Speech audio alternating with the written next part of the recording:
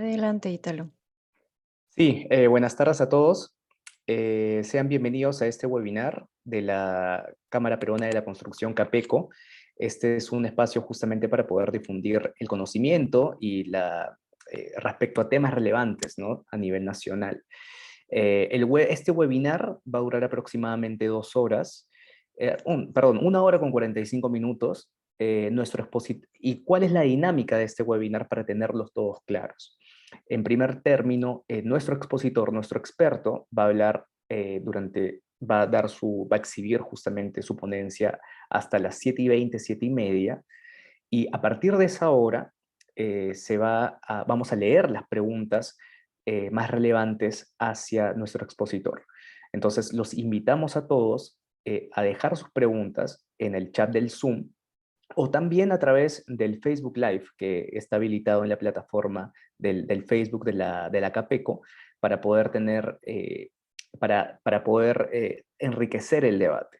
Entonces, terminando la exposición, empieza la ronda de preguntas justamente elegidas por nosotros para que la responda nuestro expositor. Entonces, el tema de hoy es la casuística de la Junta de Resolución de Disputas en Obras Públicas. Como ustedes saben, la Junta de Resolución de Disputas es un mecanismo de solución de controversias que es probadamente exitoso y que se implementó a partir del año 2020 en obras públicas mayores a 20 millones de soles en la Ley de Contrataciones del Estado y su reglamento. Entonces, es probadamente digamos, es un método exitoso justamente porque un arbitraje de 4 años pasa a tener una solución mucho más célere en menos tiempo. Entonces, pero a pesar de ser una experiencia exitosa, siempre se puede aprender de ella.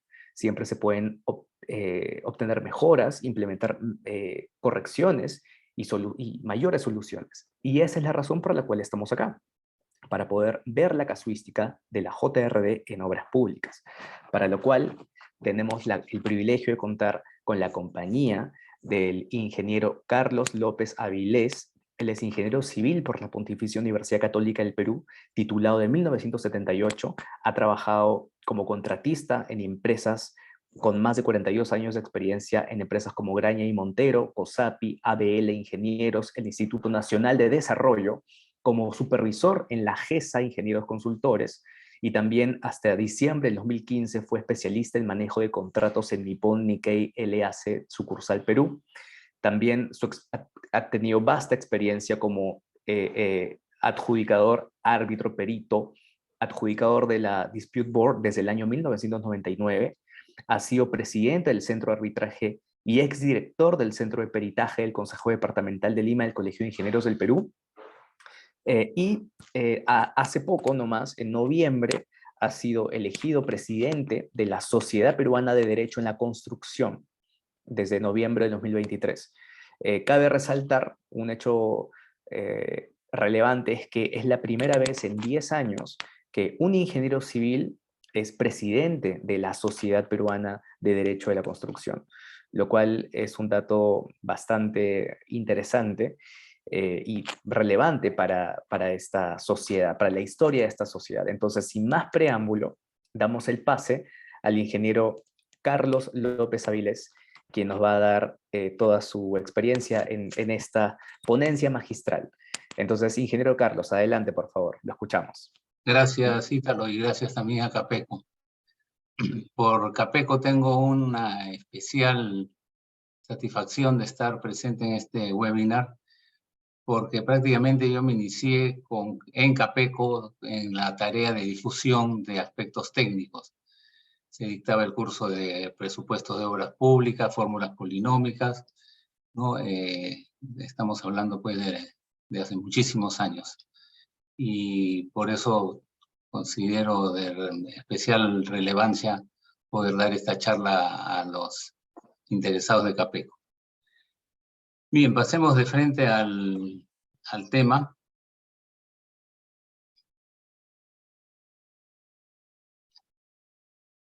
Y si bien tenemos unas preguntas que contestar, he considerado importante hacer un breve recuento de lo que es la Junta de Resolución de Disputas en Obras Públicas para que todos entendamos y tengamos la misma base para luego ver las preguntas. Estas son las preguntas que me han propuesto, las tienen ustedes en el flyer, entonces simplemente las paso. Actualmente en el Perú hay 3 formas o 3 mecanismos de solución de controversias que se están empleando. La Ley de Contratación del Estado, lo que nos lleva es a la Junta de Resolución de Disputas, que es el tema principal de la conferencia, pero hay otros 2 modelos que están en uso. El modelo del contrato FIDIC y el modelo de la ICC. La diferencia entre el modelo del contrato FIDIC y el modelo de la ICC es que el tema de las juntas, que tienen su nombre especial, lo vamos a ver inmediatamente en el contrato FIDIC, desarrollan todo el mecanismo, todos los procedimientos, todos los protocolos en el propio contrato. Mientras que ICC lo que tiene es un reglamento de dispute boards, que así es como lo llama, y entonces cuando se firma un contrato, normalmente un contrato estándar internacional, que incluso puede ser un FIDIC, en el Perú se está usando en contratos FIDIC y en contratos NEC, y derivamos la reglamentación del mecanismo de solución de controversias a las reglas de la ICC.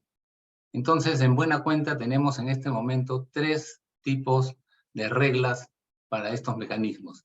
Las que provienen del contrato FIDIC, las que provienen de la ICC y las que provienen de la Ley de Contrataciones del Estado.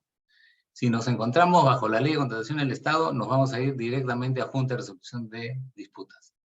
Pero si estamos bajo un contrato, por ejemplo, lo que se han firmado gobierno a gobierno, o de otra naturaleza, incluso podría ser una APP, etcétera, en el propio contrato se determinará si se usarán las reglas del FIDIC o las reglas de la ICC. FIDIC, seguramente todos ustedes lo saben porque ya tiene muchos años en el Perú, muchísimos años. El primer contrato FIDIC en el Perú en el que yo trabajé fue en el año 1982, entonces pueden ver que ya tiene pues 40 años por lo menos. Es un conjunto de modelos de contrato que se convierte en una suerte de estándares, que las partes, cuando deciden usar un contrato FIDIC, tienen que optar por uno de los libros que, por ejemplo, allí están reseñados 3 libros, el rojo, el amarillo y el plateado. Y así los llama FIDIC, por el color de su tapa. Libro rojo, libro amarillo, libro plateado. Libro rojo es un contrato a precios unitarios, libro amarillo es un contrato de diseño y construcción, libro plateado es un contrato con operación, o llave en mano, perdón, llave en mano. A continuación viene el dorado, el esmeralda, hay toda una suite, FIDIC le llama el arco iris de los libros FIDIC. Y en cada uno de ellos está en las cláusulas de solución de controversias y las reglas de cómo se debe aplicar o cómo debe funcionar la cláusula de solución de controversias. FIDIC lo que hace es, en la cláusula 21, y en todos los libros de todos los colores, la cláusula 21 es la misma, no en su texto, pero se refiere a solución de controversias, y empieza teniendo 8 subcláusulas. ¿Por qué las menciono? Porque esto es muy importante lo que voy a decir a continuación. FIDIC cambió su nomenclatura en el año 2019. 2017, perdón. Antes se llamaba DAB, el método de solución de controversia que FIDIC proponía. DAB, que significa Dispute Adjudication Board. Pero cuando se produce el cambio de los modelos de contrato, uno de los principales cambios que introduce FIDIC a todos sus libros, de todos sus colores, es que ya no se llama DAB, ahora se llama DAAB. Esa A adicional que ha agregado FIDIC proviene de la palabra en inglés avoidance. Avoidance significa prevención, ¿no? Impedir que suceda, prevenir. Porque para FIDIC, el concepto del Dispute Board, para llamarlo en términos generales, no es solo solucionar controversias, sino principalmente evitar controversias, ¿no? Evitar que las controversias sucedan. Y si ese trámite o esa intención de evitar la controversia no tiene éxito y la controversia se produce, recién en ese momento pasa a la función de decisión. Entonces, para FIDIC es muy claro que un dispute board tiene dos funciones claramente diferenciadas: prevención y decisión. Luego vienen las demás cláusulas, que son las típicas. ¿Qué pasa si no se puede nombrar a los miembros? Situación que se repite de la misma forma en la Junta de Resolución de Disputas. ¿En qué consiste la evitación, el avoidance? ¿Y en qué consiste la prevención de disputas? ¿Cómo se hace? ¿Bajo qué mecanismo se consigue o se pretende conseguir que la disputa no llegue a ser una controversia contractual? Luego, ¿qué pasa si ya la controversia se ha vuelto una disputa contractual y se le pide al DAB una decisión? ¿Cómo se hace? En la etapa de acuerdo amistoso, que es una etapa típica de los contratos FIDIC, no está en otros contratos. En FIDIC, entre la obtención de una decisión con la cual una de las partes no está de acuerdo y somete o decide que va a someter a arbitraje, entre esas dos acciones tiene que haber una etapa intermedia, que es el intento de acuerdo amistoso. Eso es típico de FIDIC. Luego, ¿cómo se va al arbitraje? Cuando la decisión no es, digamos, satisfactoria para una de las partes y no se ha logrado un acuerdo amistoso, pues irán al arbitraje y FIDIC define cómo será el arbitraje. ¿Qué pasa si no se cumple con una decisión del DAB? ¿Y qué pasa si no hay DAB? Si por alguna razón no hay un DAB. Entonces el esquema de FIDIC es este. Es importante tenerlo presente porque prácticamente el esquema de la Junta de Resolución de Disputas sigue este mismo orden y esquema, con la diferencia que no hay acuerdo amistoso. Pero como esquema es muy similar. Yo diría que no son hermanos, pero son primos hermanos. ICC, por otra parte, no es un modelo de contrato. No es un modelo de contrato de construcción, ¿no? La Cámara Internacional de Comercio de París, que hace arbitrajes, ahora también tiene la Junta de los Dispute Boards. Y tiene un reglamento que es el que se muestra en la pantalla, se llama Reglamento Relativo a los Dispute Boards. Cualquiera que tenga interés en verlo, simplemente acuda a la página web de ICC y lo va a bajar gratuitamente. ¿Por qué es importante para nosotros este reglamento de ICC, de los Dispute Board? Porque en la gran mayoría de los contratos FIDIC nos envía a las reglas del ICC. O sea, se aparta de las reglas que el propio contrato tiene, que son simplemente propuestas, no son obligatorias, y nos envía a las reglas de la ICC. Y prácticamente en todos los contratos NEC que actualmente están en funcionamiento en el Perú, en reconstrucción con cambios, por ejemplo, o lo que fue la Juegos Panamericanos 2019, todos ellos nos envían a este reglamento. Entonces, este es el reglamento que se aplica a la gran mayoría de los contratos que no están bajo la ley de contrataciones del Estado. Y la otra, tercera figura es la de la ley de contratación del Estado, que es la Junta de Resolución de Disputas, que actualmente está, digamos, dirigida o reglamentada por la directiva que se muestra en la pantalla, ¿no? La 012-2019. En esta directiva se establece todos los procedimientos de cómo se debe aplicar o cómo debe funcionar una Junta de Resolución de Disputas. Vamos a pasar rápidamente sobre ellos para luego finalmente pasar a las preguntas, que creo que es la parte más interesante para todos ustedes. Muy bien. Primero yo diría que, como va a estar descrito más adelante y inspirado en la figura de FIDIC, de la evitación de disputas, la Junta de Resolución de Disputas tiene la misma orientación. La Junta de Resolución de Disputas tiene como función básica, primordial, evitar las disputas, que no se produzcan. No dice evitar los desacuerdos pueden existir, ¿no? Lo que pasa es que se diferencia qué cosa es un desacuerdo, qué cosa es una controversia, qué cosa es una disputa, ¿no? Un desacuerdo puede existir. ¿Cuándo se vuelve una disputa?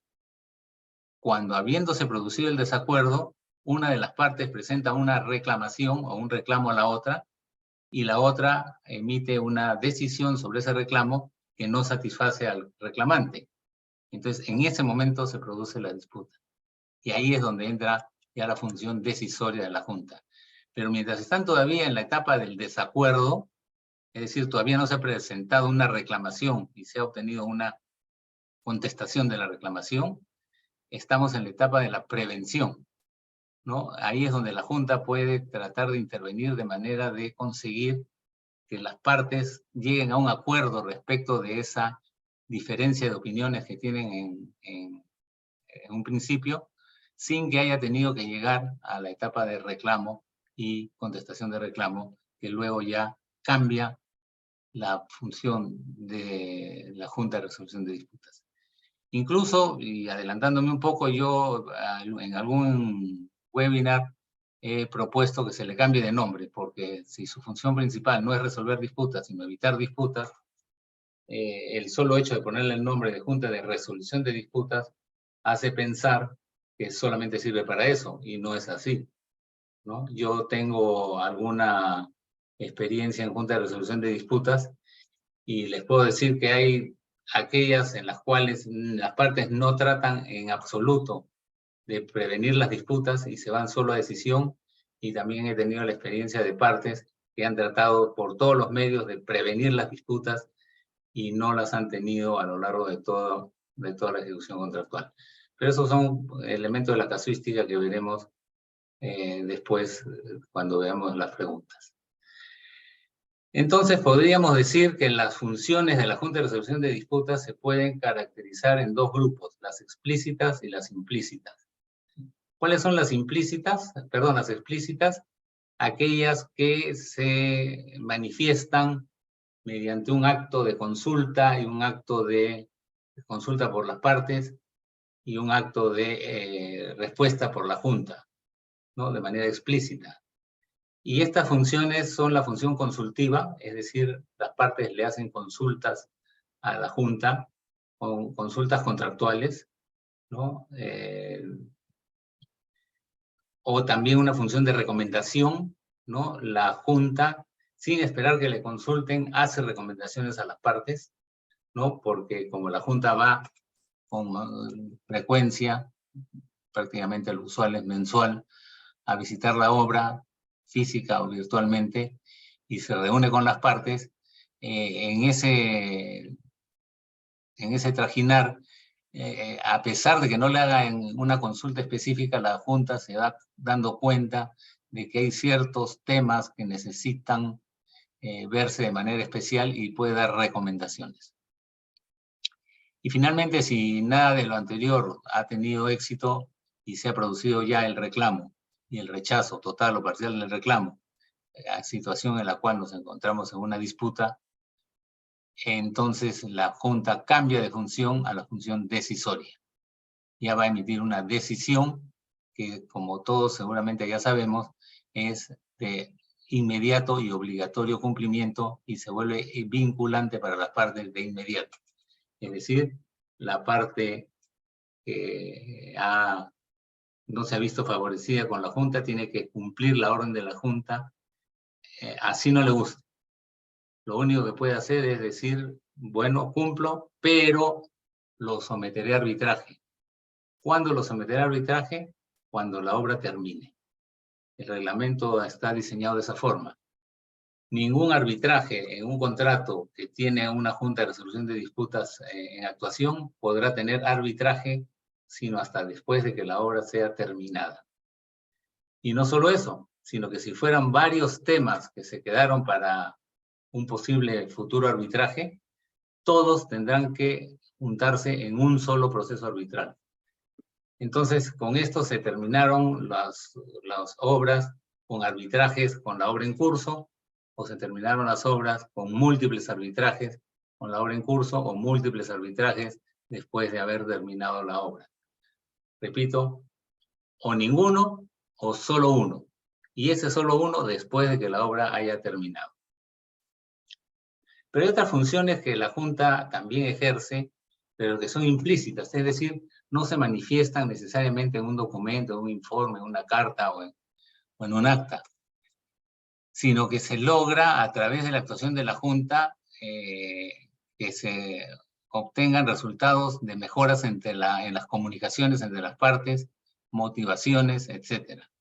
Yo recuerdo mucho en la primera, bueno, no fue la primera, pero en una de las primeras juntas en las que actué como adjudicador único, porque todos ustedes seguramente saben que puede ser uno solo o tres, dependiendo del monto del contrato. En la primera junta que yo estaba como adjudicador único, cuando fui a la obra, la primera vez, encontré que había un ambiente absolutamente de tensión, pero que era notorio entre el supervisor y el residente, ¿no? Poco más y no se hablaban. Y se echaban mutuamente la culpa de cosas, es que yo le presenté, es que me presentaste mal, es que tú no sabes presentar los documentos, no, lo que pasa es que tú lo recibiste solamente un pedacito y después me lo devuelves. Bueno, eran discusiones eternas. Seguramente muchos de ustedes conocen esa situación. Pero a través de un trabajo que se fue haciendo mes a mes, yo después decía, ahora prácticamente van de la mano los dos, porque ya los dos, en vez de mirarse uno al otro con furia, o darse las espaldas con furia, ahora los dos miraban hacia adelante en conjunto. Y el contrato, que tuvo dificultades, por cierto, sin embargo terminó y se entregó la obra. Y era un contrato que había sido resuelto originalmente, esta era la continuación de un contrato resuelto. Eso debe tener sus dificultades. Pero se logró que el contrato terminara y seguramente quedaron después temas que se llevaron al arbitraje. Por cierto, es derecho de las partes llevar al arbitraje lo que consideren que tienen que llevar. Pero lo importante fue que la obra se terminó, habiendo estado en varios momentos en peligro, bajo amenaza de no terminar. Pero a través de las funciones implícitas se consiguió ir mejorando el nivel de las comunicaciones y las motivaciones para que el transcurrir de la obra fuera mucho más amigable. Sobre algunas de las facultades específicas que están en la directiva, quiero señalar lo siguiente, ¿no? Esta es la que señala los montos a partir de los cuales las juntas se deben de constituir de manera obligatoria o de manera no obligatoria, y si tendrán 1 o 3 miembros. Una cosa en particular que tiene las juntas en el Perú es que son administradas por un centro. A diferencia de prácticamente todo el resto del mundo en que los DAPs, los DAABs, no tienen un centro que los administre. Ni siquiera ICC. ICC, a pesar que tiene un reglamento, pero el centro de arbitraje de ICC no administra los DABs. Solamente propone un reglamento que las partes libremente lo aceptan para implementar, pero no lo administra. En el Perú sí son administradas las JRDs, ¿no? A través de un centro de administración. Es muy importante para las partes escoger adecuadamente el centro de administración. No es recomendable irse simplemente al tarifario y ver cuál es el centro que tiene las tarifas más baratas, porque normalmente va a suceder lo que sucede siempre que uno escoge lo más barato, es decir, que le sale caro. ¿Qué cosa es importante de ver al momento de seleccionar un centro? Fíjense, los miembros de la Junta tienen que ser elegidos de la lista de adjudicadores del centro. Entonces, fíjense ustedes en el centro que quisieran designar, quiénes son los adjudicadores que están ahí incorporados, porque solo de ahí podrán escoger, ¿no? Entonces, claro, hay muchos adjudicadores ahora en los centros, pero escojan bien, porque si el contrato es un contrato, digamos, que tiene ciertas complejidades, pueden necesitar que los adjudicadores tengan un grado de experiencia mucho mayor que si se trata pues de un contrato muy sencillo, ¿no? Entonces eso es importante. Un segundo punto a tener en consideración es la experiencia que tiene el centro en el manejo de juntas y sobre todo también de arbitrajes, porque uno de los requisitos para que un centro se constituya es que haya tenido por lo menos 5 años de experiencia como administrador de arbitrajes. Entonces, que tenga una plana de profesionales que sean lo suficientemente experimentados y con el suficiente conocimiento para dar soporte a la Junta y soporte a las partes también. Esa es una de las obligaciones del centro. En tercer lugar, revisen el reglamento del centro, ¿no?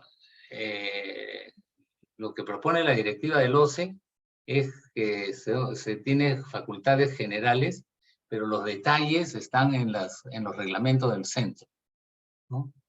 Entonces, solo por poner un ejemplo, hay un centro en cuyo reglamento dice que la Junta puede dar medidas cautelares.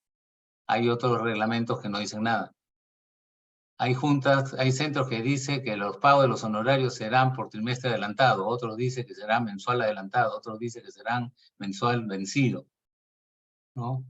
Y así hay diversos aspectos que tienen que ver en los reglamentos del centro, porque no todos los centros tienen el mismo reglamento y no tienen por qué tenerlo tampoco. No tienen por qué tenerlo tampoco. Y finalmente, el otro punto a tener presente es el tarifario del centro, ¿no? Cómo ha determinado sus tarifas.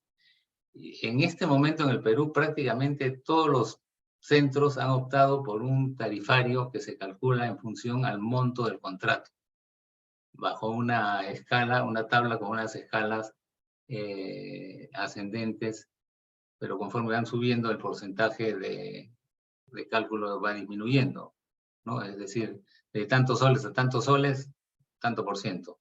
El siguiente tramo, un porcentaje menor. El siguiente tramo, un porcentaje menor y así sucesivamente. Entonces, ese es un dato también importante a tener en cuenta. Hay otro detalle respecto de las tarifarios de los centros que quisiera comentar, pero lo haré más adelante porque considero que es importante. ¿Qué cosa no puede ver la Junta? Eso es importante tener presente. ¿Qué cosas no puede ver una Junta? Si bien está bajo el apartado facultades de la Junta, lo que nos dice es lo que no puede ver la Junta. Y lo que no puede ver son controversias sobre la nulidad, inexistencia, ineficacia o invalidez del contrato, ¿no? O sea, eso no lo podemos discutir ante una Junta. No significa que no lo podamos discutir, sino que eso sí se tiene que ir a arbitraje directamente. Tampoco se puede ver la decisión de la entidad o de la Contraloría General de la República de aprobar o no la ejecución de prestaciones adicionales conforme lo indicado en el numeral 45.4 de la ley. Todos ustedes conocen a qué se refiere este párrafo, ¿no? Que para que una prestación adicional se pueda ejecutar se requiere previamente tener autorización de la entidad o de la Contraloría, dependiendo del porcentaje de incidencia, ¿no? Si hubiera una controversia sobre este asunto, no lo puede ver la Junta. Y además tampoco lo puede ver los árbitros, porque tampoco están facultados para ver este tema. Entonces, ¿quién lo puede ver? Bueno, el único que queda es el Poder Judicial. Entonces, tengan presente que ese no es un tema de juntas. Tampoco es un tema de juntas las pretensiones de carácter indemnizatorio por conceptos no previstos en la normatividad de contratación pública conforme al numeral tal del reglamento, ¿no? Entonces, hay ciertas pretensiones de carácter indemnizatorio que pueden estar previstas en la normatividad, esas sí las puede ver la Junta. Por ejemplo, la normatividad dice que cuando se resuelve el contrato por causa imputable a la entidad, el contratista recibirá como una compensación indemnizatoria el 50% de la utilidad dejada de percibir. Si se genera una controversia sobre eso, la Junta sí lo puede ver. Pero hay otro tipo de indemnizaciones de carácter indemnizatorio no previstos, como por ejemplo podría ser lucro cesante o otras cosas. Si no están previstos en la normatividad, esos no los puede ver la Junta. Y finalmente, tampoco las controversias referidas al incumplimiento del pago final, es decir, la liquidación del contrato. Pero el siguiente párrafo, donde ya se dice cuáles son las facultades, porque el primero lo que nos ha dicho es cuáles no son facultades, es importante e interesante, porque dice que la Junta desarrollará sus actividades considerando las necesidades de la obra y con la flexibilidad necesaria para adaptarse a las diversas situaciones que puedan presentarse. ¿No? O sea, no es que porque haya un reglamento tú tienes Junta que ceñirte estrictamente al reglamento y no puedes hacer nada de lo que no esté puesto en el reglamento. Acá el mismo reglamento le dice, tú puedes hacer todo lo que sea necesario para que funciones. Por eso dice, debiendo adoptar normas y criterios que faciliten el funcionamiento interno de la JRD. actuando de la forma más eficiente posible, invitando de forma proactiva a las partes a no llevar a cabo acciones que impongan cargos y costos que se pueden evitar, con el propósito de privilegiar la solución de controversias en forma oportuna y lo menos onerosa posible. Aquí está la clave de lo que les decía antes. También el reglamento de la Junta de Resolución de Disputas señala que lo que debe ser lo más importante es la solución de controversias en forma oportuna y lo menos onerosa posible. Es decir, en general, tratar de evitar las controversias, ¿no? Bueno, después ya simplemente son algunos detalles de los centros que no vale la pena mencionarlos. Muy bien, ¿qué más dice como facultad de la Junta? Adoptar todas las medidas que resulten necesarias para cumplir con sus funciones. Todas las medidas. La Junta necesita viajar, pues dispondrá que tiene que viajar. La Junta necesita un perito, pues dirá que necesita un perito. La Junta necesita un experto, necesita que se hagan ensayos de laboratorio, necesita que se le presenten documentos, necesita que se le formulen algunos documentos, todo lo que sea necesario para cumplir con sus funciones. Si bien no lo dice la directiva, pero se interpretaría que fluye de ella, pero muchas veces las entidades se agarran de esto, ¿no? Dice, esto significa que las partes están obligadas a cumplir con todas las medidas que la Junta establezca, ¿no? Para mí es evidente que si la Junta está facultada para dar todas las medidas necesarias, las partes están obligadas a cumplir con esas medidas, ¿no? Pero yo me he encontrado con algunas entidades, felizmente cada vez menos, que dicen, pero ahí no dice que yo estoy obligado a hacerlo. Bueno, ¿qué más puede hacer? Y ahí comienza una enumeración larga. Requerir a las partes que aporten cualquier documento que juzguen necesario, convocar reuniones, visitar la obra, audiencias, medios probatorios, decidir sobre cuestiones relativas al procedimiento, citar e interrogar a las partes, representantes, testigos, expertos y peritos que considere pertinente. Bueno, después ya habla sobre la grabación, etc. Acá quiero destacar lo que se acaba de leer. Citar e interrogar a las partes, sus representantes, testigos, expertos y peritos que considere pertinente. Cuando recién empezó el tema de las juntas, esta directiva es del 2019, pero la previa fue del 2016, surgió una discusión de que si en la actuación de la Junta de Resolución de Disputas cabía o no el uso de peritos, ¿no? Y ahí está claro, es facultad de la Junta, ¿no?, citar, interrogar a los peritos que considere pertinente. Es decir, las partes pueden, si quieren, presentar pericias, y la Junta también, si lo considera necesario, puede convocar a un perito o a un experto, ¿no? No es tan frecuente como en el tema arbitral, pero no es imposible que suceda, ¿no? En determinados casos es necesario, y si la Junta considera que es necesario, pues la Junta dispone, no tiene que obtener autorización de las partes para ello. Por ejemplo, en un caso en el que yo participé de una Junta, que valga decirlo, fue la primera JRD que se estableció en el Perú, era un contrato de una irrigación en la selva norte del Perú, en la zona de Bagua. Se produjo una controversia relacionada con la aplicación de la póliza de seguros CAR, ¿no? Entonces, por más experiencia o conocimiento que pudiéramos tener los miembros de la Junta, el tema de la póliza CAR pues, es un tema sumamente especializado, ¿no? Donde intervenía conceptos relacionados con qué cosa era un deducible, qué cosa era un evento, qué cosa era un siniestro, cada cuánto tiempo se consideraba que era un siniestro, o si era uno solo, si eran varios, en fin, una serie de detalles alrededor de eso. Entonces, como Junta, decidimos que necesitamos que un experto nos ilustrara y formulamos un cuestionario de preguntas en cuya estructuración, por cierto, las partes pueden intervenir. La Junta los invita a que se pongan las preguntas que consideren importantes, y el experto nos dio su apreciación sobre los diversos temas, que no es que él nos haya solucionado la controversia, nos dio su apreciación, ¿no? ¿Qué significa esto? ¿Qué significa esto? ¿Qué significa esto? ¿Qué significa esto? Y ya la Junta tomó su decisión en función a lo que había recibido de parte del experto. En otros casos pudiesen necesitarse peritos, por ejemplo, si fuera un problema de difícil cuantificación, o si fuera un problema de control de calidad, que hubiera que traer peritos con equipos y sacar pruebas y muestras diamantinas, etcétera. Eso no lo va a hacer la Junta. Entonces, se acude a esa facultad que tiene la Junta de citar a testigos, expertos y peritos.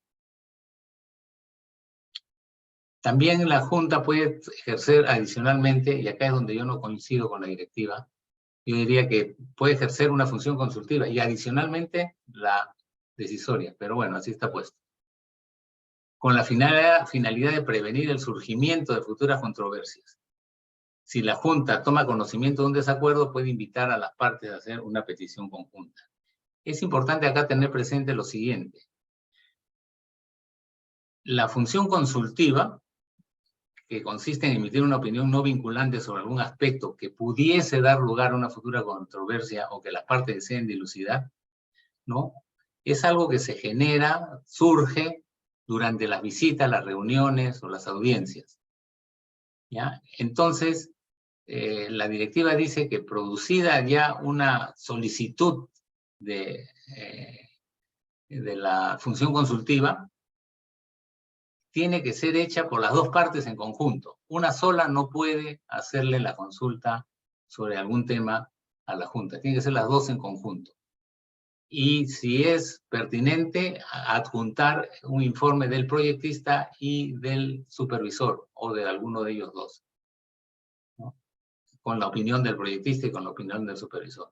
Y con esos documentos, la consulta que viene de las dos partes, opinión del proyectista, opinión del supervisor, si fuese el caso necesario, entonces se produce la emisión de una opinión no vinculante, para lo cual la Junta dispone de 5 días, es decir, esto es algo muy rápido.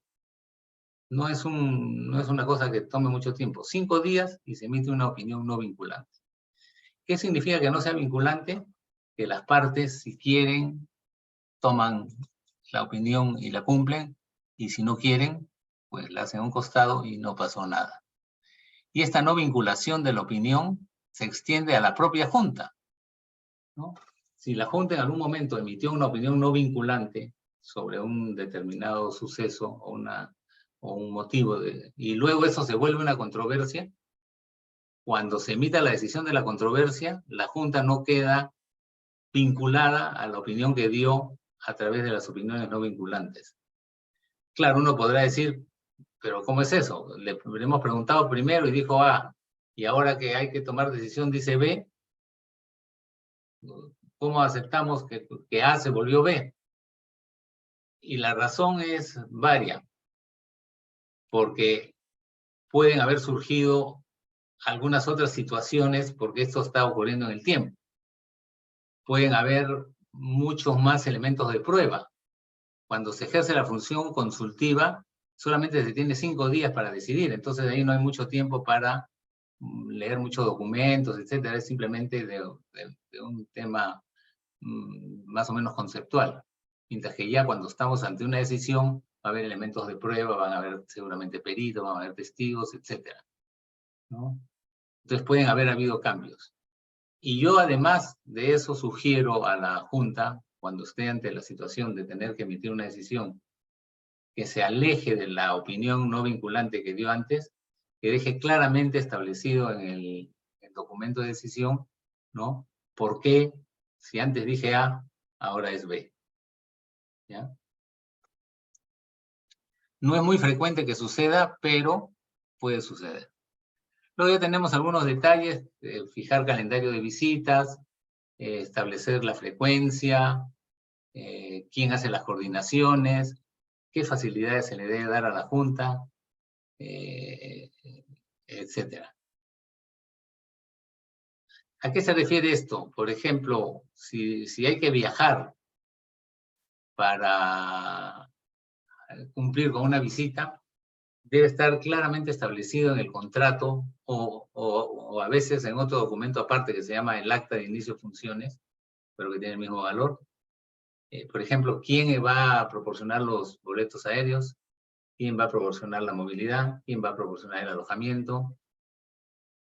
Lo que se suele hacer y funciona es que una visita está a cargo de una de las partes, digamos el contratista, la otra visita está a cargo de la otra parte, que es la entidad. Entonces, en la primera visita, pasajes, alojamiento, transporte, etcétera, lo paga uno. En la siguiente visita lo paga el otro, y así sucesivamente, para que se cumpla el hecho de que tiene que ser cubierto por las dos partes, ¿no? Porque imagínense ustedes, si hay que hacer un vuelo a, digamos, a Tumbes, ¿cómo hacemos para que la entidad pague la mitad y el contratista pague la otra mitad? No se puede. Entonces, normalmente uno paga completamente el boleto y en la visita siguiente lo paga la otra parte.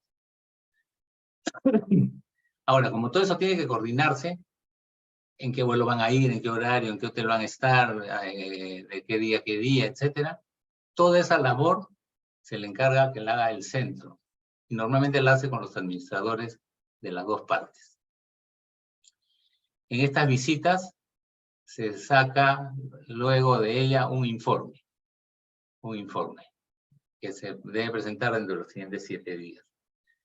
A raíz de la pandemia, muchas de las obras cambiaron el régimen de visitas de presenciales a virtuales, porque en la época de la pandemia no se podía viajar, perdón, y había puesto una serie de situaciones.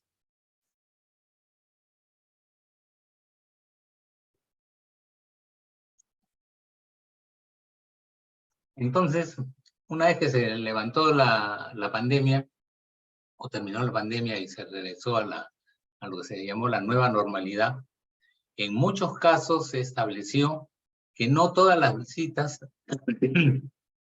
tendrían que ser necesariamente presenciales. Y se estableció, por ejemplo, hacerlas intercalados. Una presencial, una virtual, una presencial, una virtual. En algunos casos, una presencial, 2 virtuales, una presencial, 2 virtuales. Que luego puede cambiarse a otro régimen si es que se ve necesario. Y en muchos casos esto puede ser eficiente.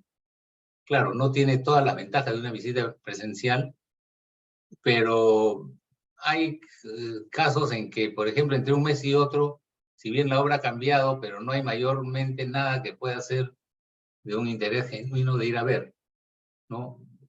Hay 5 kilómetros más, 5 kilómetros más, pero nada más. Y además por una cuestión de costos, ¿no? Porque una visita tiene costo importante en pasajes, alojamientos y traslados. Ahora, si la obra fuera en la sede donde viven los adjudicadores y el centro, probablemente la situación sería distinta. A lo que voy es que hay que adaptarse en cada caso a lo que es más conveniente. La forma de hacer una visita tiene su esquema en la directiva. No lo voy a detallar, simplemente les indico que ahí está en la directiva. En todos los casos se sigue el mismo ritmo. Lo que sí quiero destacar acá es que si bien las partes son el contratista y la entidad contratante, pero en las visitas periódicas, en las reuniones, tiene que intervenir el supervisor. Si bien el supervisor no es parte contractual, pero sí influye en el contrato. Por eso el punto 3 de la directiva de la agenda señala exposición del supervisor sobre su punto de vista con relación a lo que haya comentado el contratista. El contratista es el primero que habla, pero después habla el supervisor y después habla la entidad. Y la entidad se refiere a lo que habló el supervisor y a lo que habló el contratista. Entonces es muy importante la participación del supervisor. Yo estaba en contratos que en la primera reunión el supervisor no se presentó y dijo que él no era parte de contratante, pues, entonces que no se sentía obligado. Pero sí está obligado porque, como les muestro, forma parte del esquema de la agenda de la visita.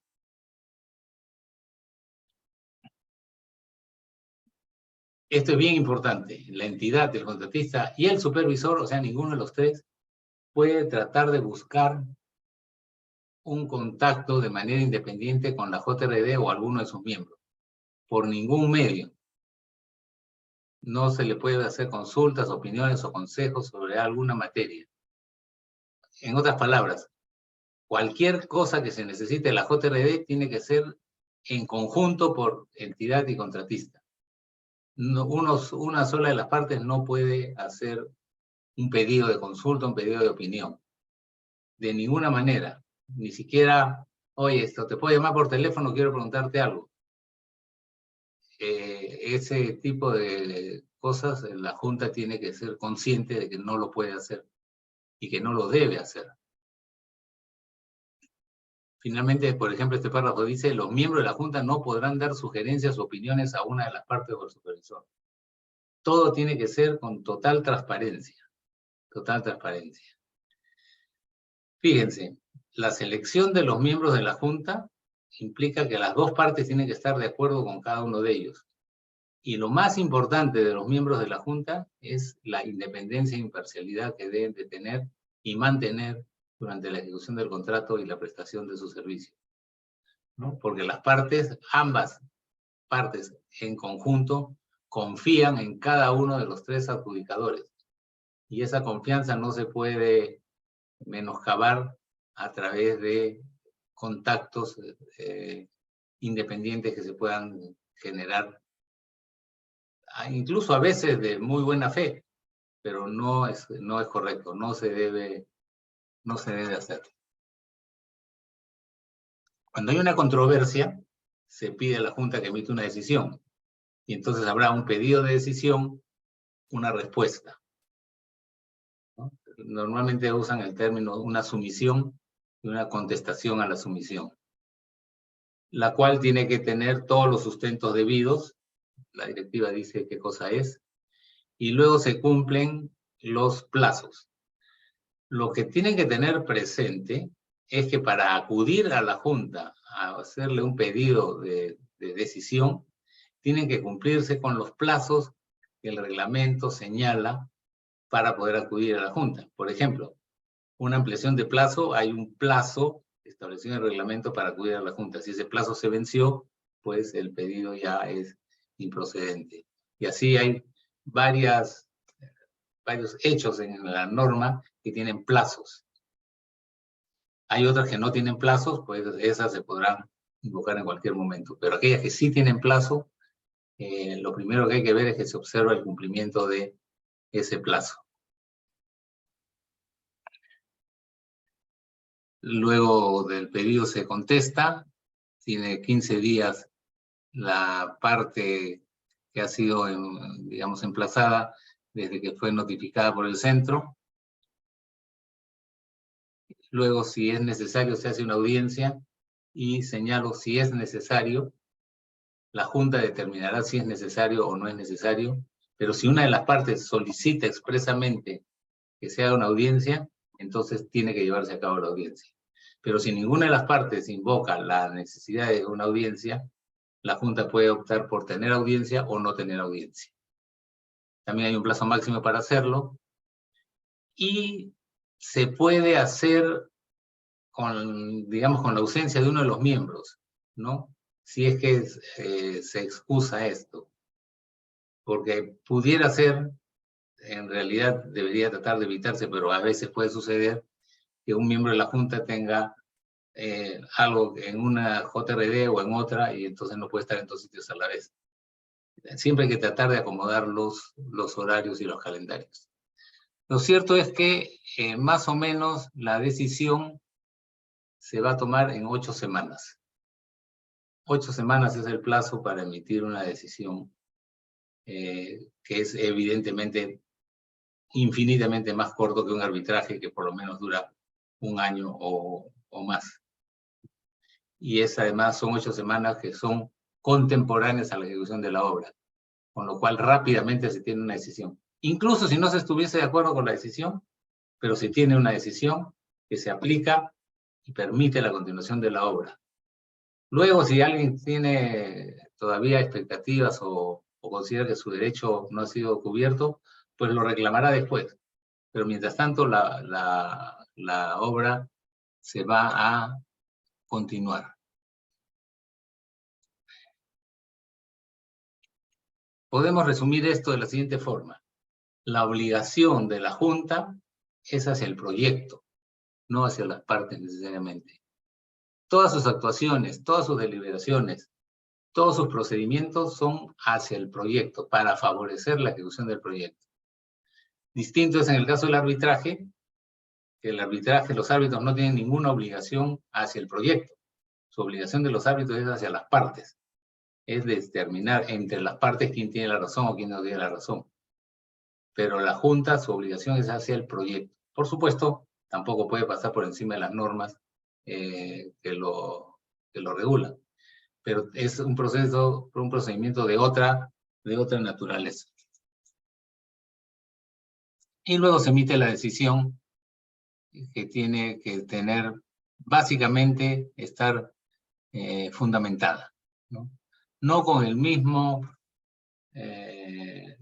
con la misma exigencia de fundamentación que debe tener un laudo, pero sí de manera que se pueda seguir cuál ha sido el razonamiento que los adjudicadores han seguido para llegar desde la reclamación, los hechos, los fundamentos de derecho hasta su decisión. Tiene que estar, digamos, escrito cuál ha sido el mecanismo lógico de pensamiento, ¿no?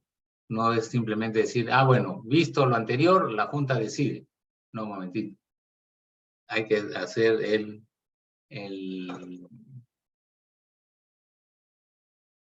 la redacción que permite interpretar qué cosa es lo que la Junta ha interpretado.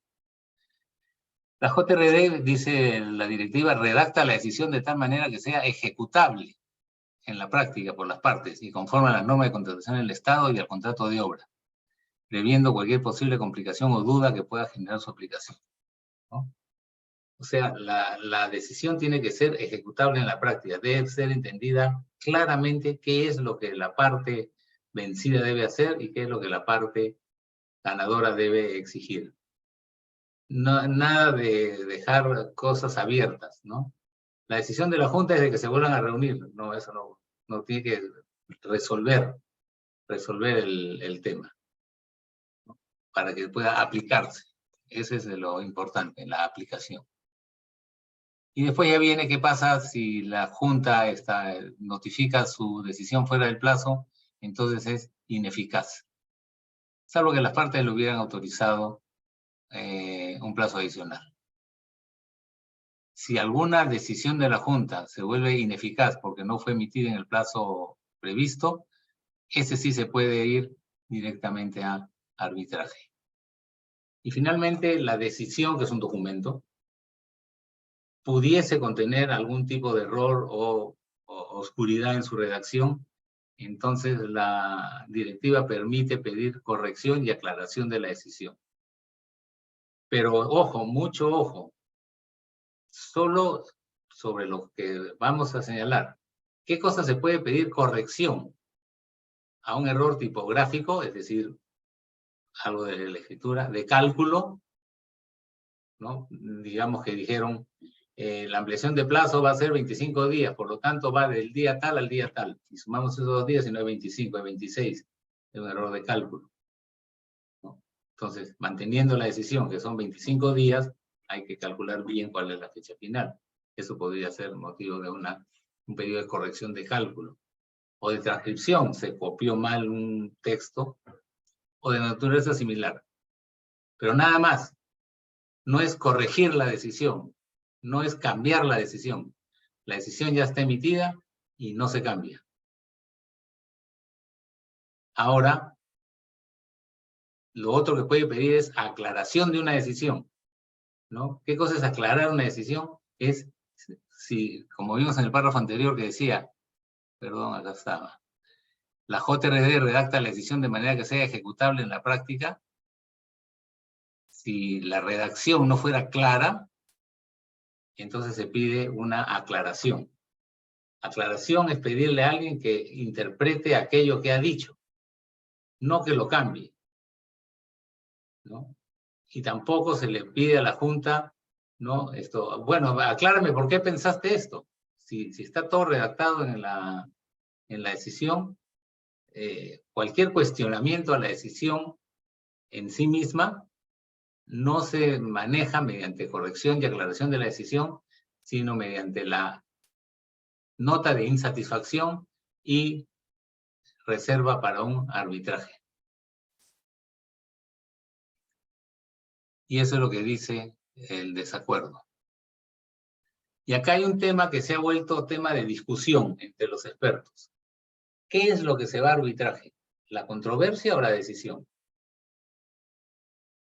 Entonces hay personas que dicen que es la controversia, o sea, la controversia original, y hay personas que dicen que es la decisión. Es decir, como que el arbitraje fuera una instancia para modificar la decisión. Si ustedes me preguntan qué cosa es lo que yo pienso lo primero, que lo que se va a arbitraje es la controversia y no la decisión. ¿Y por qué? Leamos. En caso que la controversia sea sometida a arbitraje, el árbitro único del tribunal arbitral tendrá facultades para recibir y cuestionar y decidir sobre la controversia, sin estar vinculado o restringido por la decisión. O sea, ni siquiera tiene que leer la decisión. Lo que se va a arbitraje es la controversia original. ¿Qué efecto tuvo la decisión? La decisión lo que tuvo es un efecto de que se tuvo que cumplir en el momento que se dio. Pero luego eso puede revisarse a través del arbitraje sobre la controversia original. ¿Bien?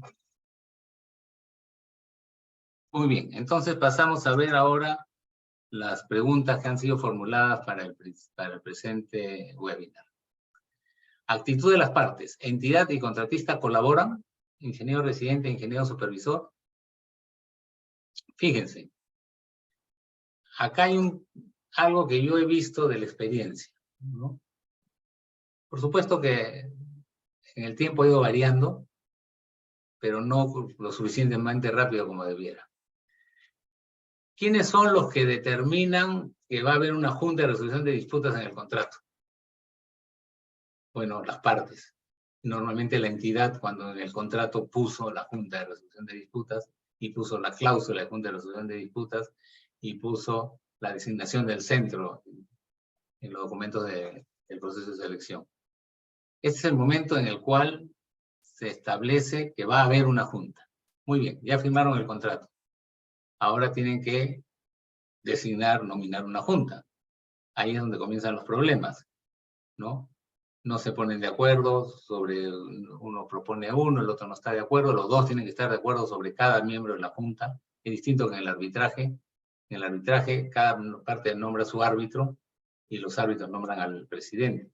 Acá las partes tienen que estar de acuerdo sobre cada uno de los tres, que no es exactamente lo mismo. Muy bien. Pero, ¿quiénes hacen eso? Digamos, como personas. Digamos, las representantes más autorizados dentro de cada entidad o cada parte. En el contratista puede ser el gerente de operaciones, seguramente, o el gerente de obras, y lo mismo en la entidad será el gerente de proyecto. Pero cuando luego van ya a la obra para las reuniones, para las visitas, ya las personas con las cuales se va a interactuar no son esas personas que son las que determinaron la necesidad de la junta o determinaron su composición, sino son los que están ejecutando el contrato. Y las personas que están ejecutando el contrato normalmente a quien se deben es a sus respectivos jefes, ¿no? Entonces, sucede que si bien el espíritu mediante el cual firmaron la junta las partes era tener un organismo de ayuda, de colaboración, de consulta, de recomendaciones para evitar controversias y luego decidir si es que estas controversias se hubieran producido, pero ya en el devenir mensual, rutinario de la ejecución de la obra, nos vamos a encontrar con dos personas, el residente y el que corresponde a la entidad. El supervisor vamos a dejarlo por un momento de lado, que no necesariamente tienen esa misma visión. Entonces podríamos decir, entonces ellos no están colaborando. Porque si lo único que hacen es enfrentarse uno al otro y discutir uno al otro y acusarse mutuamente, el espíritu colaborativo no existe. Ahora, hablemos un poco del espíritu colaborativo. Ahora se habla mucho de que los contratos NEC son contratos colaborativos.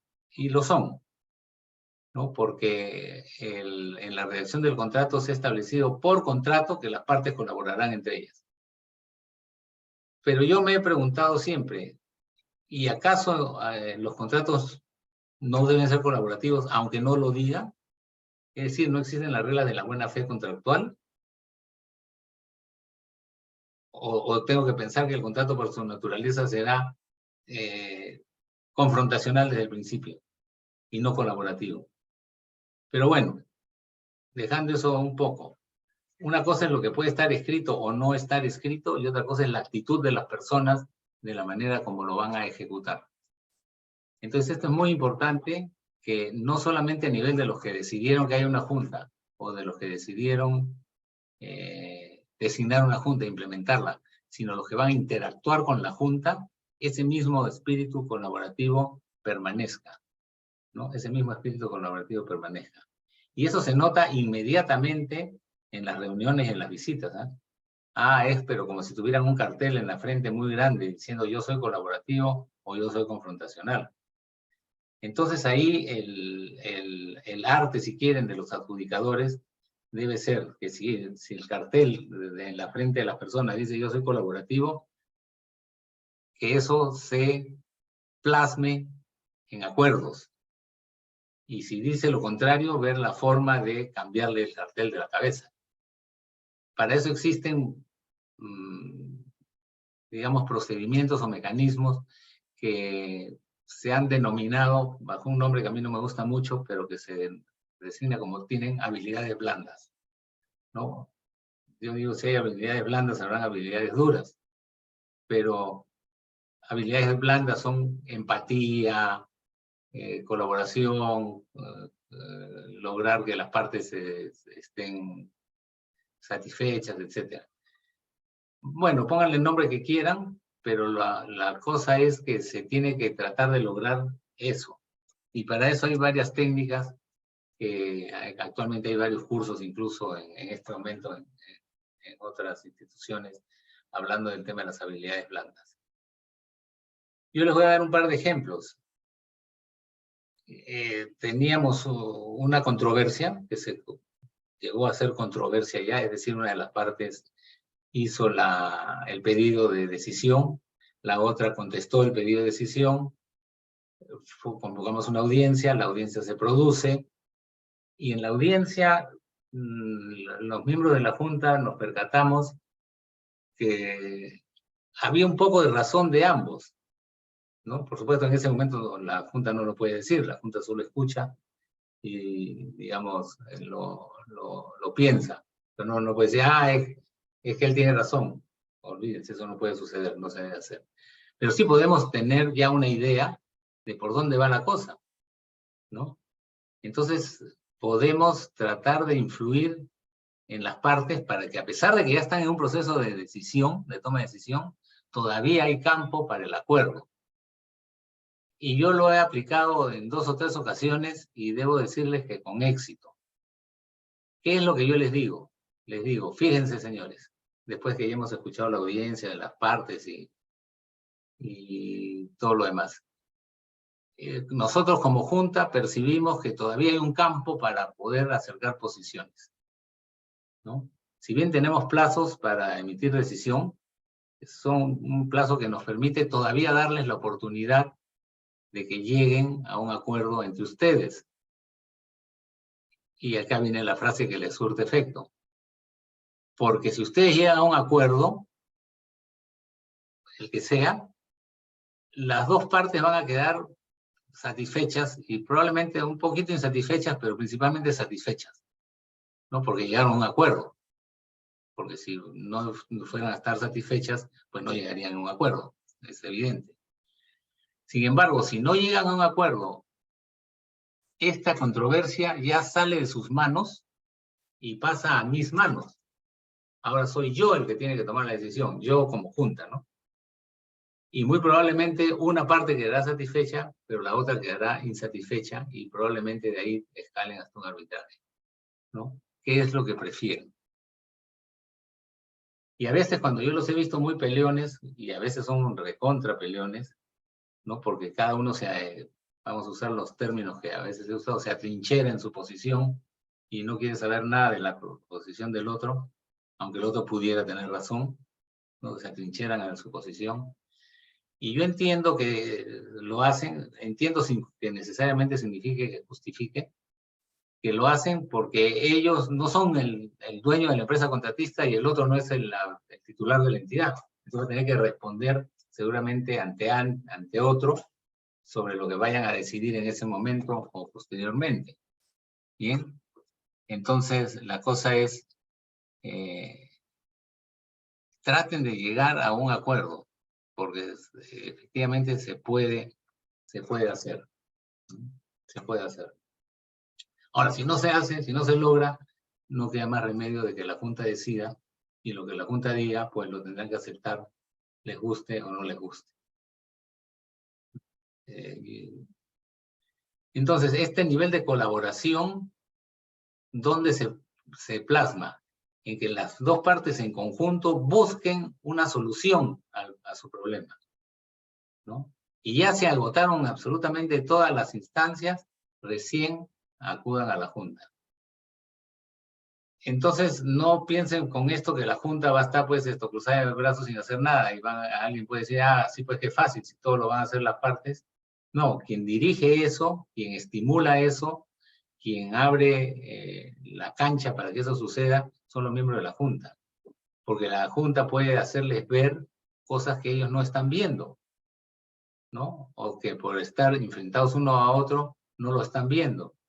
Y de repente la Junta puede mostrarles que hay otro camino alternativo que pueden seguir, ¿no? Que de todas maneras puede estar dentro de los cánones de la reglamentación y que puede solucionar una situación. Por ejemplo, no había llegado a pedido de decisión, felizmente, de una obra que era una obra portuaria en un río en la selva.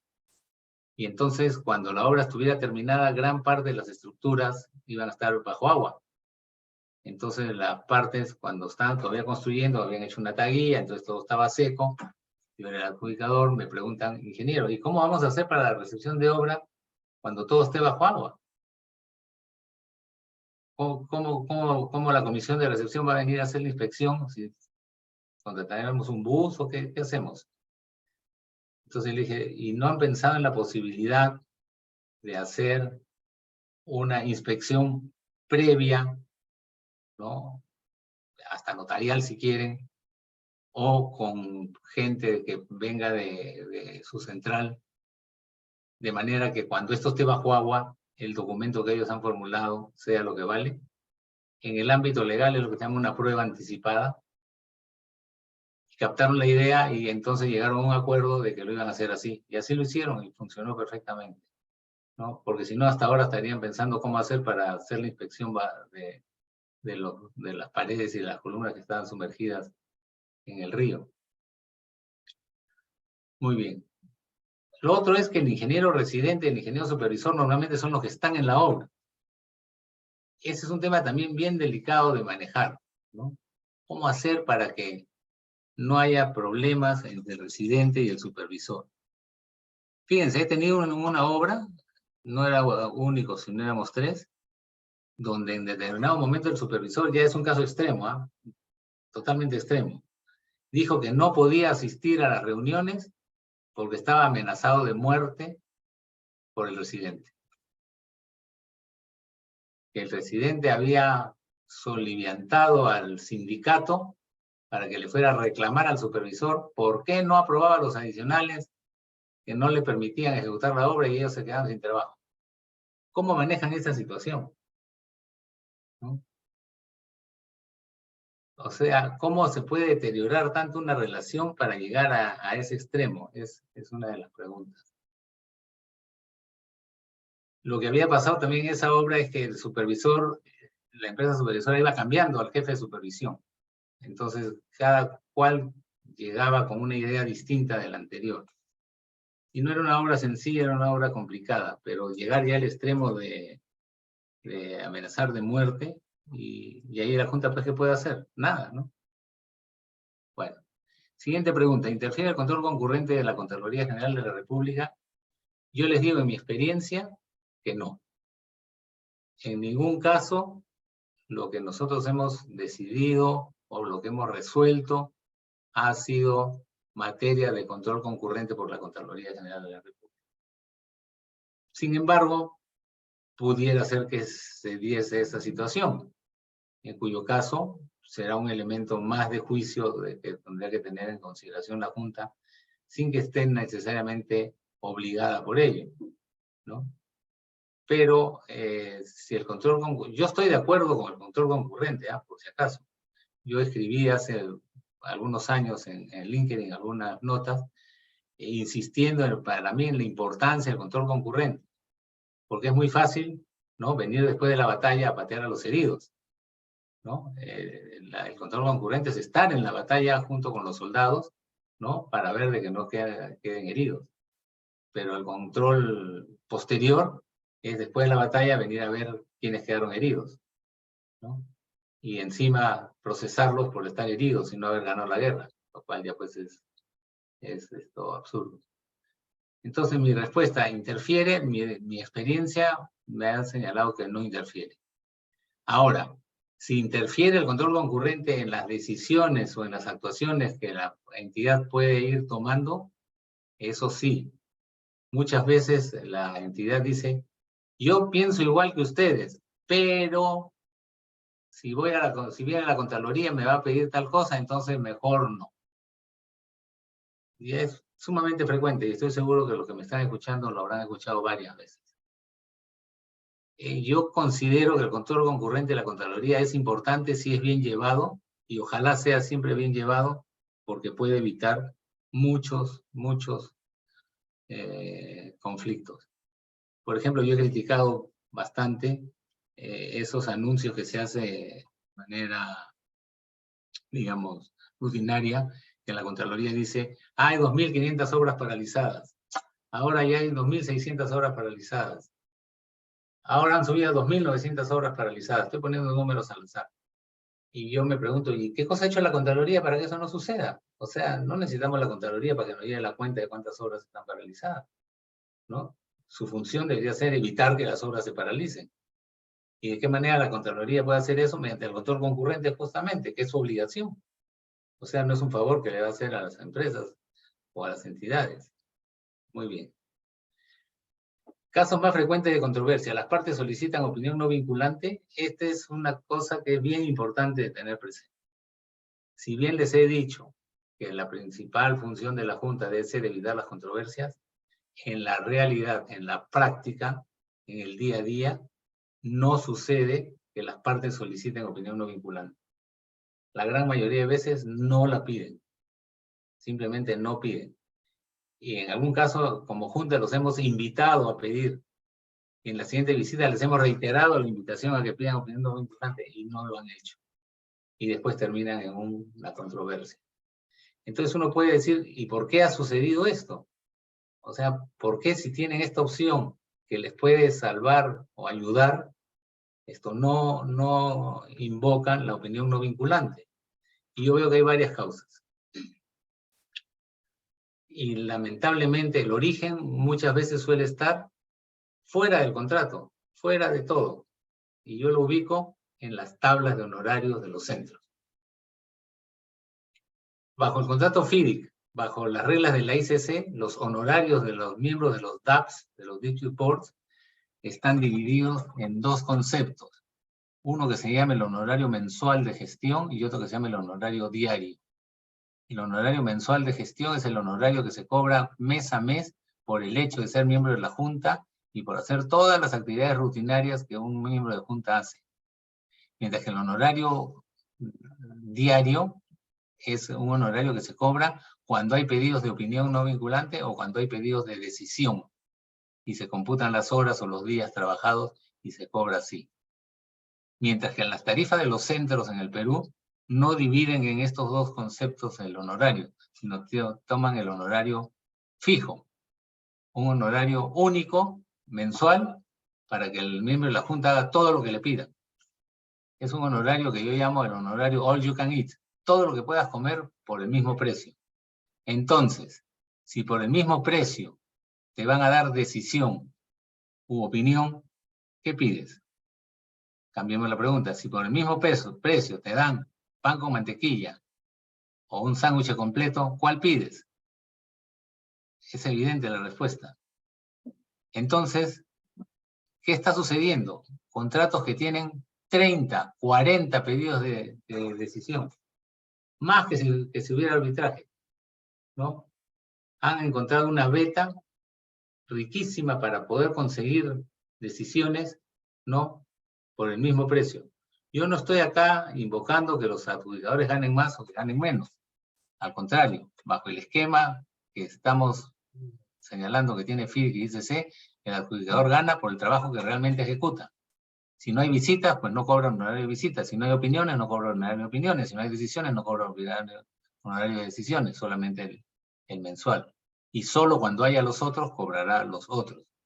Pero acá se ha hecho una figura distinta que, por lo que yo he conversado con expertos de otros países, es el único país del mundo donde el honorario de los adjudicadores es una tarifa plana, fija, mensual, que colabora a que las partes, ¿para qué van a pedir opinión si por el mismo precio pueden obtener 10 decisiones? Entonces piden simplemente decisiones.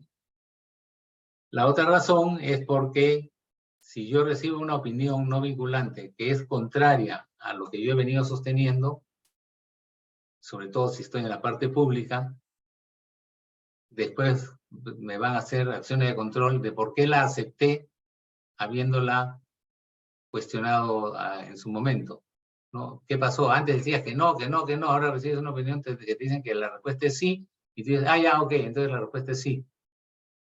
Entonces se sienten presionados por futuras acciones de control que pudieran venir.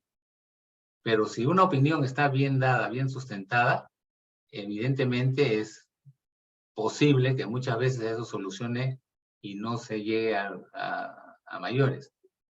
Porque cualquier controversia que no se soluciona tiene un costo para el contratista, para la entidad, pero tiene un costo muy alto, que no se va a dar cuando una opinión está bien hecha, bien sustentada y por 3 expertos dan solución al problema, ¿no?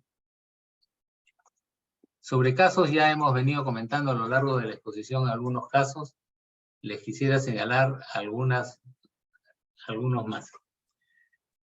Por ejemplo, en una obra que era de irrigación, para dar un ejemplo de opinión no vinculante que se adoptó, era una obra que tenía una bocatoma, un canal, luego un túnel, luego otro canal, luego tomas, hasta que llegaba al final de todo su recorrido en un punto determinado. Pues resultó que el último tramo estaba diseñado sobre un lugar, sobre una geografía donde había deslizamiento de taludes permanentemente, una inestabilidad de taludes permanente. Entonces había que hacer todo un estudio para superar el tema de la inestabilidad de taludes, lo cual iba a tomar tiempo. Entonces las partes estaban, ¿y qué vamos a hacer pues con el tiempo? Si es el último tramo. Ampliación de plazo hasta que salga la solución, eran plazos larguísimos para hacer los estudios. Entonces se vio la posibilidad, se sugirió la posibilidad de que hagan una recepción parcial, solamente hasta el tramo que se había ejecutado, porque tenía la característica de que, como era una irrigación, ahí había una toma y iba a cumplir, o sea, el agua iba a cumplir sus fines. Solamente el último tramo no se iba a poder hacer. Y luego se hizo una reducción de obra por ese tramo, ¿no? O sea, se quitó el contrato para pasarlo a otro, evitándose de esa manera unos gastos generales muy grandes por ampliaciones de plazo. ¿Cuáles son los casos más frecuentes para tratar las dos preguntas, casos más frecuentes y ilustración general? Sin duda, la ampliación de plazo. La ampliación de plazo es el tema más frecuente y relacionado con la afectación de la ruta crítica, si el programa pues debía haber sido actualizado o no, si el aviso se hizo de acuerdo a lo que dice la norma, si se cumplieron con los 15 días, etcétera. O sea, el tema procedimental de forma, más el tema de fondo, más el tema de los cálculos. Ese es el caso que más se ve. Y lamentablemente, cuando las causales son extensas en el tiempo, ¿qué resulta? Que ustedes saben que se puede pedir solicitud de ampliación de plazo parcial. Entonces, hay una causal de origen que no termina y el contratista pide una solicitud de ampliación de plazo parcial y la causal continúa. Entonces, un mes después pide la siguiente solicitud de ampliación de plazo parcial y la causal continúa. Entonces, tenemos 3, 4, 5 solicitudes de ampliación de plazos parciales sobre el mismo hecho que da origen. Conforme cada solicitud de ampliación de plazo parcial se ha ido produciendo, ha habido una respuesta de la entidad. Cuando esa respuesta es contraria al contratista, el contratista lo somete a decisión de la Junta. Entonces, ¿qué nos encontramos?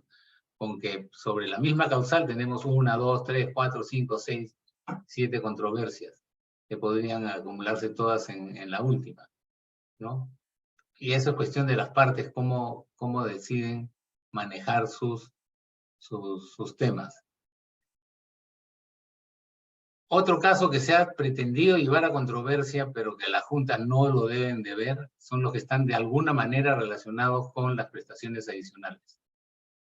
Porque la regla ¿cuál es? Que lo que no se puede llevar a la Junta es la decisión de la entidad de aprobar o no aprobar la ejecución.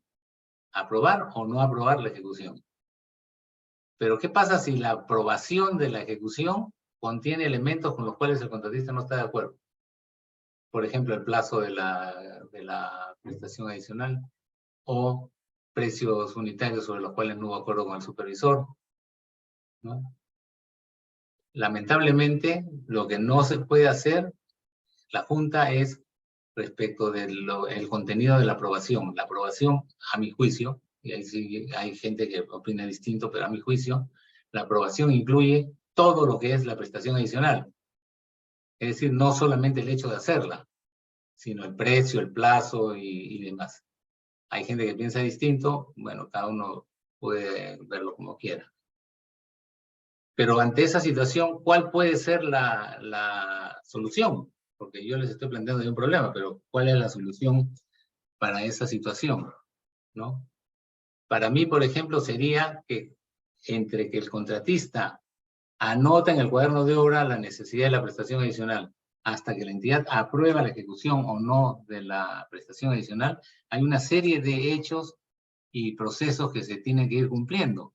El contratista presentará el expediente técnico, la supervisión lo revisará, si no hay acuerdo en los precios, se pondrán precios provisionales, habrá que establecer un cronograma de ejecución de esa prestación adicional, etc.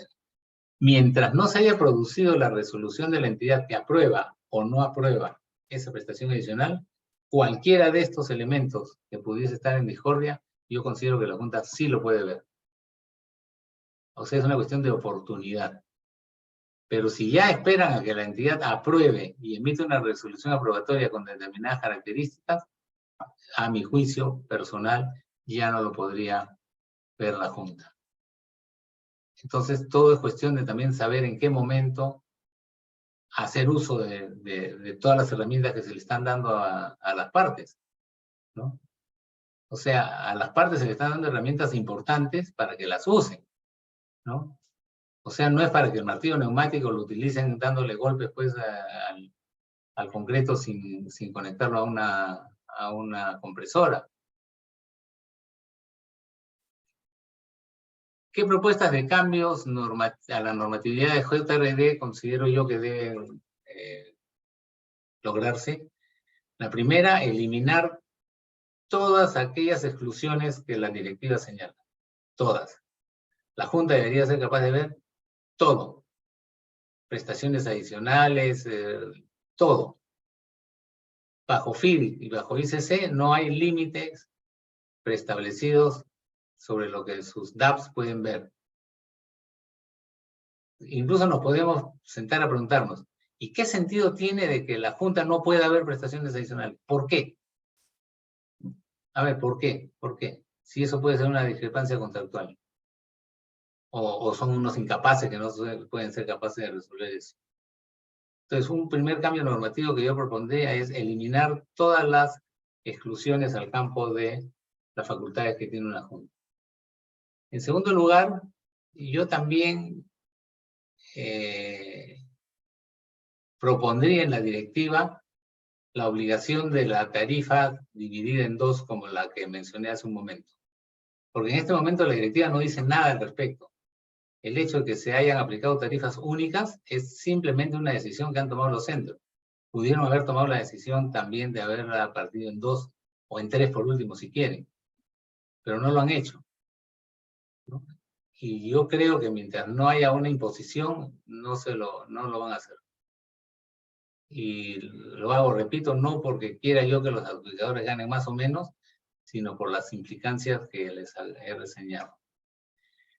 Otra cuestión que creo yo que debería precisarse más en la normativa de las juntas es la posibilidad de que las partes escojan más libremente a sus adjudicadores, ¿no?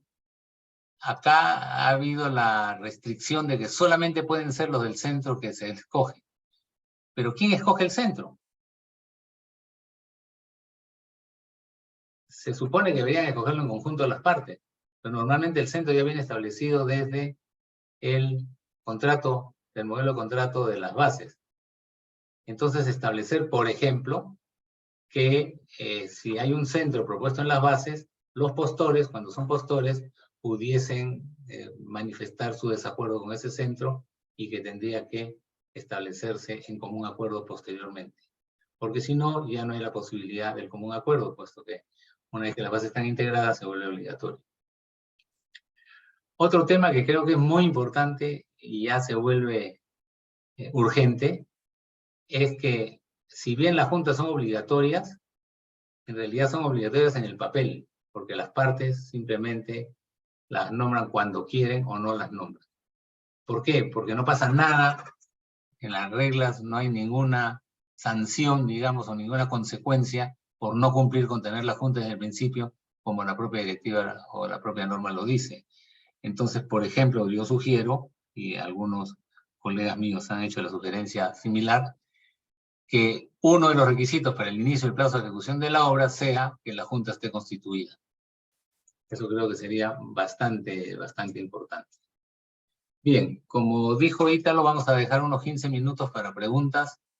Yo quedo a disposición de lo que diga los directores del moderador para contestar las preguntas que él escoja. Bien. A tus órdenes. Sí. ¿Sí me escucha, no, ingeniero? Sí, perfectamente. Sí, tenemos algunas preguntas que vamos a resolver. Tratemos de ir puntualmente. En primer lugar, Jesús Elías Plaza. Carlos, comentaste que la opción de presentar el arbitraje es al término de la obra. Ya se está dando en algunos casos que las decisiones de la JRD no sean aceptadas y tampoco implementadas. Esto ya está ocasionando resoluciones de contratos planteadas por la parte perjudicada. ¿Qué se debería mejorar en la normativa para que esto no se vuelva una práctica común, ingeniero? Claro, lo que sucede es que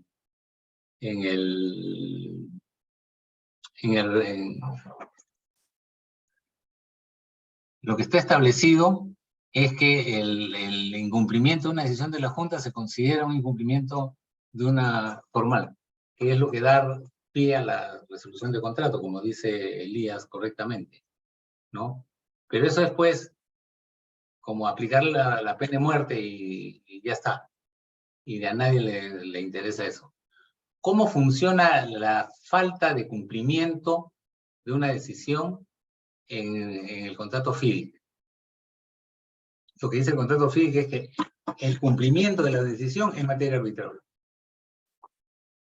Que el cumplimiento de la decisión es materia arbitrable, ¿no? Entonces yo creo que se podría explorar por ahí esta opción, ¿no? Que si una parte está obligada a cumplir y no cumple, ¿no? Que se pueda ver. Pero nosotros sabemos muy bien que el Estado hasta los laudos no los cumple. Tiene que pagar y tiene suerte si te pagan, ¿no? Pero bueno, ¿qué podemos hacer? Pero si quisiéramos hacer un esquema, yo exploraría la posibilidad de utilizar el mismo esquema de FIDI, de que los incumplimientos sean materia arbitrable. Casi como, como protestar una letra, ¿no? Una cosa así. Bien, Jorge Luis Quispe tiene dos preguntas puntuales. ¿Es posible modificar el centro de administración de la Junta posterior a la firma del contrato? ¿Y qué significa que el presidente de la Junta tenga voto dirimente? A ver, ingeniero, si nos puede responder a esas dos interrogantes. A ver, un ratito, vamos a ver.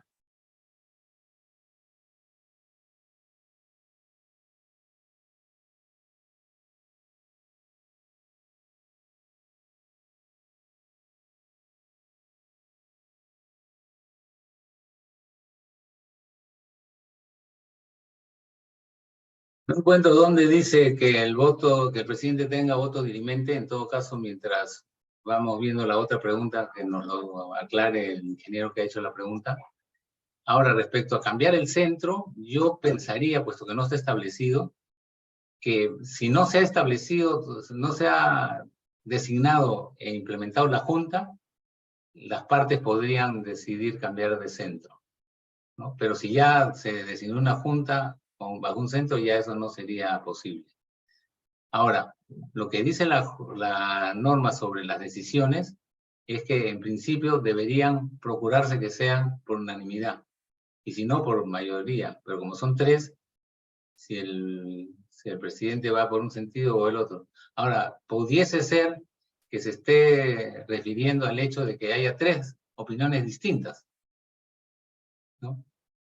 Digamos, el presidente piensa que la ampliación de plazo sí procede desde el punto de vista de forma y fondo. Uno de los miembros de los adjudicadores dice que no se cumplió la forma y por lo tanto es improcedente. El otro dice que sí se cumplió la forma, pero no está de acuerdo con el fondo, ¿no? Entonces tienes tres diferentes. Entonces, en ese caso, lo que dice el presidente sería lo que tendría el carácter de dirimencia, ¿no?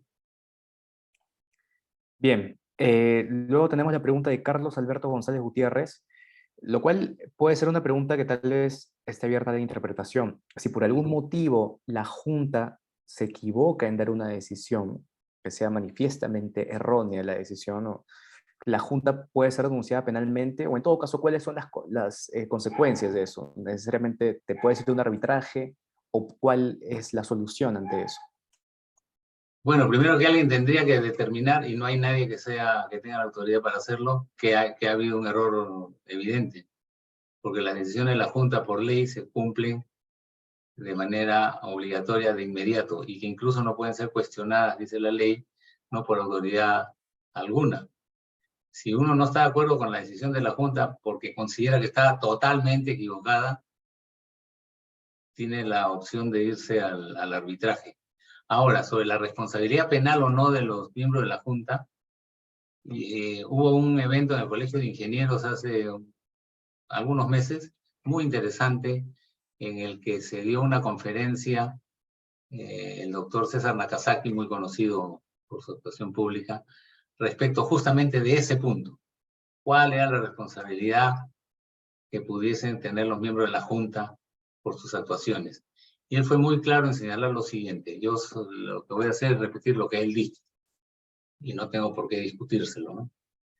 Que mientras que los miembros de la Junta se hayan ceñido al reglamento del centro, hayan observado el código de ética del centro, no pueden ser perseguidos por sus opiniones o sus decisiones. Eso no constituye un delito. Ahora, si se apartaron del reglamento del centro, se apartaron del código de ética, es decir, se demuestra pues que recibieron plata o algo por el estilo, evidentemente que sí.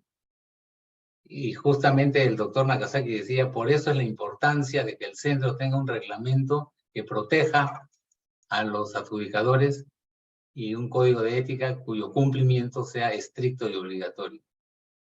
Y repito lo que él concluyó: mientras cumplan con el código de ética y cumplan con el reglamento, prácticamente ellos están blindados. Repito, no estoy más que repitiendo lo que él dijo en una conferencia, que probablemente de repente pueden volverla a poner, pues fue grabada, ¿no? Fue una conferencia muy importante que dio el doctor Nakazaki. Bien, ingeniero, una pregunta que va de la mano con la pregunta anterior de Lucio Ortiz. En caso de que se pruebe de que una de las partes corrompió a uno de los integrantes de la JRD o a la JRD en su conjunto, ¿a dónde se derivaría la controversia? Bueno, si eso hubiese ocurrido, seguramente habrá pues una denuncia penal, habrá una investigación fiscal, pero probablemente, y acá estoy hablando simplemente como un ingeniero, no como un abogado, mientras esa situación no sea resuelta, la decisión va a seguir vigente. Porque el hecho de que digan, a ti te dieron plata, no significa necesariamente que eso sea cierto. Puede que sí, puede que no. Pero ¿quién lo define? Un proceso posterior ya de otra índole, que no es ni siquiera administrativa, sino penal. Pero ¿cuándo termina eso? Cuando el juez da una sentencia final. Fíjense, incluso dice, hay una opinión muy importante del OCE reciente, de hace una semana o dos, que indica que si se ha producido una decisión de la Junta dentro del plazo de ejecución de obra y se somete a arbitraje, pero esa decisión fue emitida después de haberse recibido la obra, la pregunta es, ¿se puede liquidar el contrato o no se puede liquidar el contrato? ¿Me entienden la figura? Se ha producido una decisión y la decisión es sometida a arbitraje, pero ya estamos en el plazo de liquidación de obra, que es a partir de la recepción de la obra. La pregunta que le hacen al OCE es, ¿se puede empezar a hacer la liquidación de la obra o hay que esperar a que el arbitraje respecto de esa decisión termine? Y la respuesta del OCE ha sido, no se espera. ¿Por qué? Porque ya hay una decisión vinculante. Que luego puede ser revertida, eso se verá después. Pero si ya están en plazo de liquidación, tienen que aplicarla, aunque después se revierta. En cuyo caso, dice el OCE, la propia liquidación será materia controvertida. Búsquela, no tiene más de 2 semanas esa opinión del OCE. Sí, bueno, ingeniero, tengo otra pregunta. Es respecto a la proliferación de nuevos centros en los cuales se aplica la Junta de Resolución de Disputas. Digamos, en los últimos años, justamente los centros han ido aumentando, ¿no? Entonces, la idea es que el OCE está haciendo una adecuada fiscalización, tal vez, acerca de los criterios de calidad que estos centros utilizan para poder, digamos, ser, ¿no? Nueva cantera de adjudicadores. Correcto. Yo olvidé de mencionarlo dentro de las propuestas de reformas normativas de la ley, algo referido a esto. Porque actualmente el OCE no fiscaliza a los centros. Los centros se constituyen y si tienen y reportan al OCE y el OCE lo publica en su sistema. Pero no hay una fiscalización propiamente porque no, hasta donde yo recuerdo no está previsto la fiscalización. Incluso hay centros que ni siquiera están colgados en el OCE y sin embargo están funcionando.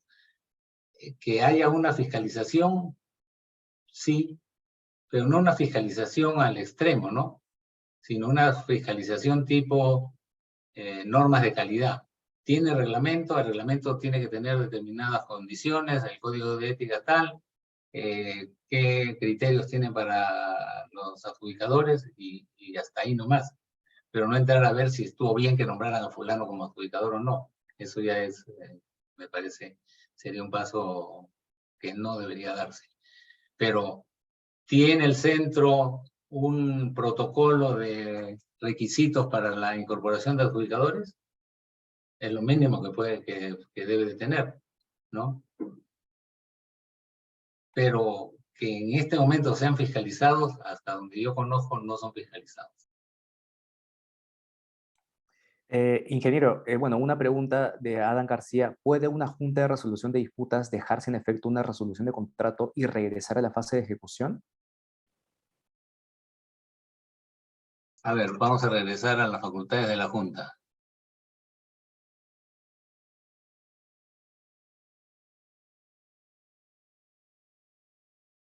No pueden ser sometidas a JRD las controversias sobre nulidad, inexistencia, ineficacia o invalidez del contrato. Ahora, resolución de contrato cae bajo alguna de estas 4 características: nulidad, no; inexistencia, probablemente; ineficacia o invalidez del contrato. La verdad que a mí no me ha tocado en ningún caso ver un tema de esos, ¿no? Y creo que es materia discutible si puede haber una resolución de contrato. Me parecería que no, pero no lo aseguraría así al 100% tajantemente. Bien, ingeniero Carlos, ha sido un gusto tenerlo con nosotros. De hecho, se han quedado varias preguntas en el tintero, Sí, pero pues lamentablemente lamentablemente siempre pasa así, pero tenemos que ir terminando con esta sesión y esta ponencia.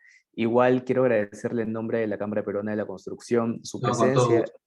y su tiempo para poder brindar mayor alcance e información respecto a un tema tan relevante e importante como es la Junta de Resolución de Disputas y la casuística que sirve para Sí, mejorar, corregir la sí. normativa. Bien, ingeniero, nuevamente agradecerle No, y gracias a bueno, ustedes, Ítalo. Solamente una nuevamente, advertencia. Muchas de las cosas, cuando yo he señalado que es lo que yo pienso, no es porque yo considere que tengo absolutamente la verdad, pero esa es mi opinión. Y si comparten ella, bueno, la pueden seguir. Y si no la comparten, bueno, no la comparten. Nada más. listo, ingeniero. Estuvo con nosotros el ingeniero Carlos López Avilés, adjudicador, perito, ingeniero civil con más de 42 años de experiencia en todo lo que respecta a arbitraje, dispute board, y que actualmente es el presidente de la Sociedad Peruana de Derecho en la Construcción desde el noviembre de 2023.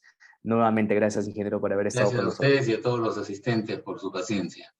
Gracias a todos ustedes por vernos y ya estamos comunicándonos nuevamente en otra edición de los webinars de la Cámara Peruana de la Construcción. Esta edición la pueden ver en Facebook Live cuando ustedes lo requieran también.